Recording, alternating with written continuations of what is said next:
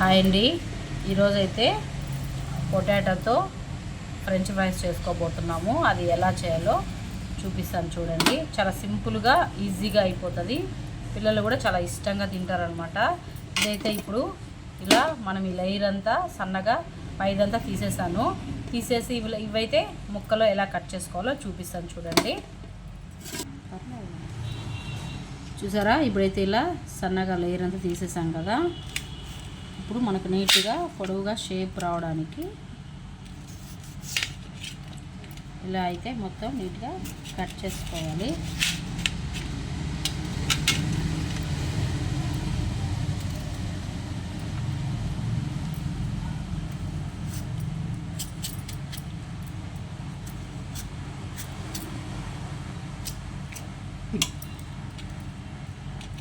ఇలా కట్ చేసుకున్నాక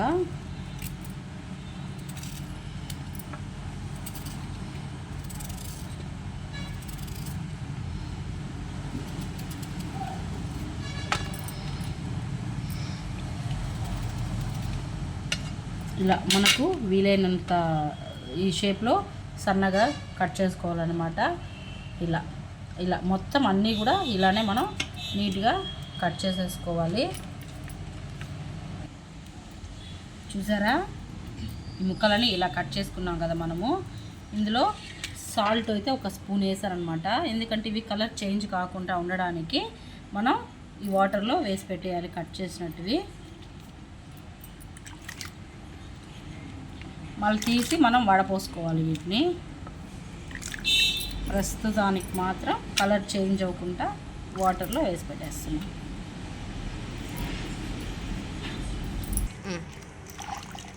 చూసారా, ఇలా అయితే కట్ చేసుకున్నాము.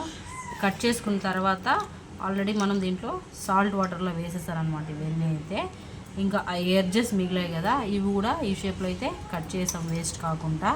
ఇంక ఇప్పుడు వీటిని వచ్చేసి మనం కొద్దిగా సాల్ట్ వేసి ఇంకా వీటిని కొంచెం ఒక 30-40% దాకా ఉడికించుకోవాలి. ఎక్కువ ఉడికిపోయాయంటే తునిగిపోతాయండి ఆయిల్లో వేసేటప్పటికి.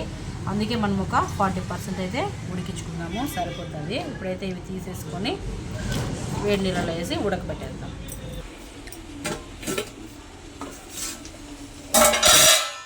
ఇప్పుడైతే ఈ వాటర్లో అయితే 1.5 స్పూన్ అయితే ఉప్పేసాను. ఉప్పేసాక ఇలా తెల్లేటప్పుడు మనం ఇవన్నీ నీట్గా కడిగి పెట్టుకున్నాం కదండి ముక్కలన్నీ, దీంట్లో వేసేయాలి.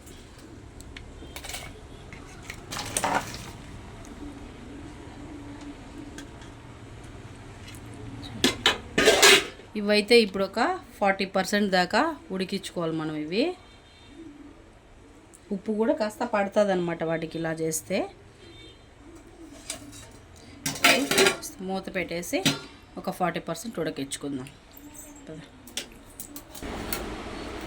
ఇప్పుడైతే ఉడికిపోయాయి అన్నమాట ఇవి. చూసారా, ఇలా ఉడికిపోతే సరిపోతుంది మనకు. ఇంక ఇవి తీసేసుకొని సపరేట్గా మనం ప్లేట్లో పెట్టేసుకోవాలి. ఇప్పుడు వచ్చేసి మనం డీప్ ఫ్రైకి సరిపడా ఆయిల్ అయితే పెట్టేసుకున్నాము. ఇప్పుడు ఇవన్నీ పక్కన తీసి పెట్టుకున్నాం కదా, ఇవి చల్లారాక ఇప్పుడైతే కొంచెం కొంచెంగా ఆయిల్లో వేసి మనం డీప్ ఫ్రై చేసేసుకోవాలి.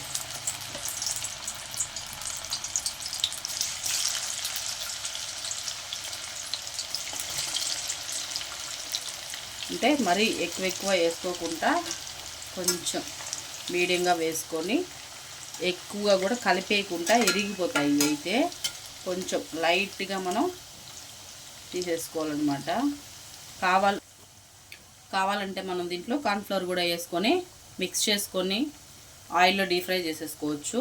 కానీ వద్దనుకుంటే మాత్రం ఇలానే మొత్తమే మనం డీప్ ఫ్రై చేసేసుకొని తర్వాత సాల్ట్, కొంచెం కారము, తర్వాత చాట్ మసాలా వేసుకొని మనం తినేయచ్చు అనమాట. చల్లుకునేసి బాగా తినచ్చు. చాలా టేస్టీగా ఉంటాయి అన్నమాట.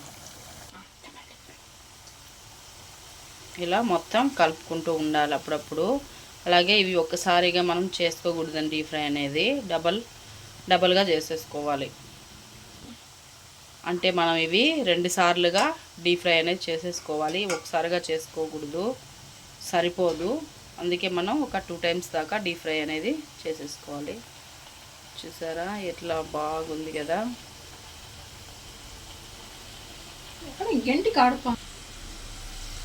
చూసారా, ఇవైతే చాలా బాగా నీట్గా వేగాయి అన్నమాట.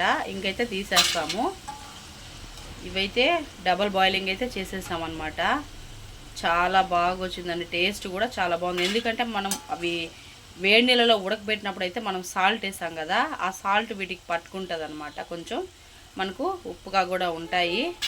ఇప్పుడు లాస్ట్లో మనకు కొంచెం ఉప్పు అయితే తగ్గింది. బట్ ఇప్పుడు అయితే సాల్టు, కారము, అలాగే మసాలా, చాట్ మసాలా ఇవన్నీ కూడా వేసేసుకొని ఒకసారి మిక్స్ చేసుకుంటే సరిపోతుందండి. చాలా బాగుంటుంది. టమాటా సాస్లో అయినా కూడా మనం నంచుకొని తినచ్చు, విడిగా కూడా తింటే చాలా బాగుంటుంది. చూసారా, ఫ్రెంచ్ ఫ్రైస్ అయితే చాలా టేస్టీగా, క్రిస్పీగా, చాలా చూడండి ఇలా చాలా బాగా వచ్చాయన్నమాట. దీంట్లోకి అయితే మనం ఆల్రెడీ ఉప్పు అయితే కొంచెం వేసేసాం కాబట్టి ఇప్పుడు కొద్దిగా చల్లితే సరిపోతుంది. అలాగే కారం,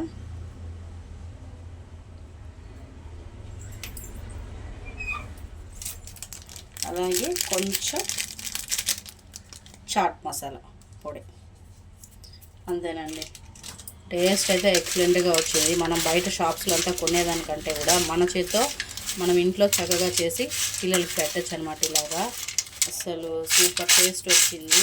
చూసారా, చాలా క్రిస్పీగా చాలా బాగా వచ్చాయి అన్నమాట.